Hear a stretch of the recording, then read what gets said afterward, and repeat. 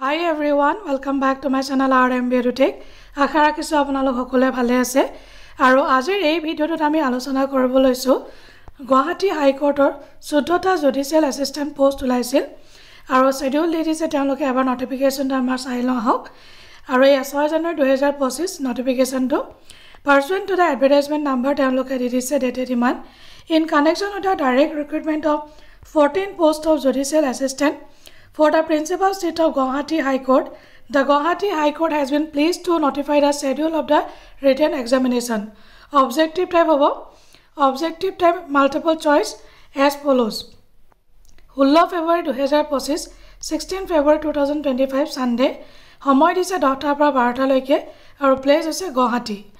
আৰু ইয়াত দিছে তেওঁলোকে specific venues will be mentioned in the respective admit cards আৰু admit card can be downloaded from the official website. এই ওয়েবসাইটৰ পৰা আপোনালোকে এডমিট কাৰ্ড ডাউনলোড কৰিব পাৰিব 10 ফেব্ৰুৱাৰী 2025 ৰ পৰা আৰু এক্সাম আছে 16 ফেব্ৰুৱাৰী 2025 The list of candidates who have been found to be provisionally eligible to appear in the written test with assigned roll numbers and also the reject list have already been published already accepted rejected list kon তেওঁলোকে দি দিছে আৰু candidature of the candidates shall be further scrutinized and the Guwahati High Court reserves the right to reject the candidature of any candidate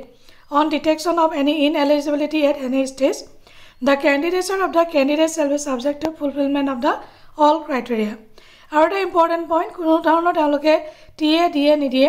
no TA will be paid for appearing the said examination. Our admit card mention specific jagah. আপোনালোকে admit card 10 February পৰা download কৰিব পাৰিব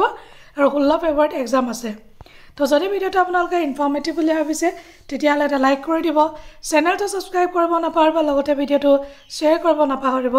আজিলৈ আহো bye bye take care জয় হিন্দ